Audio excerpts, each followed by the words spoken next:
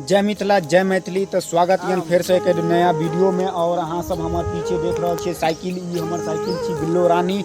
और हमने कल रात में ने भैया लोग के साथ हम रुक गलों रहे। और भैया लोग तमिलनाडु से ही छे और कोली हिल्स के पास रहे छथिन।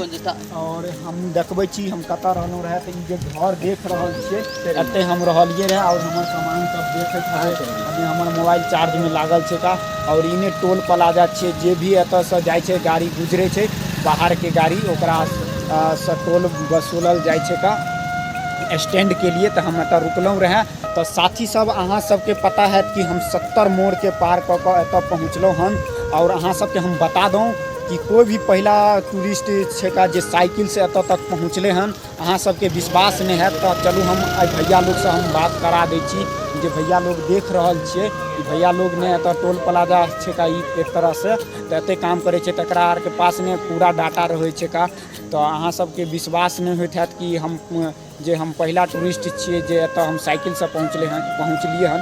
तो चलू भैया लोग से हम अहाँ के बात करवा दै छी। तो अहाँ सबके विश्वास भ जात कि हम सही बोल रहा छलिए कि गलती। और एगो रिकॉर्ड बन गए। तो ये भैया लोग है, ये देखिए brother, first time any cycle tourist in कोली hills? Yes. Saeed Sandoz first time. World record. Okay, okay. World Okay. record. He is the cycle tourist. The First time.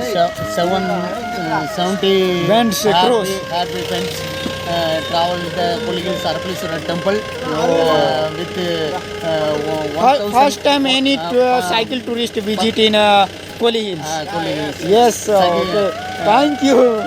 But Arapaleswara temple, but 1200 steps waterfalls, waterfalls.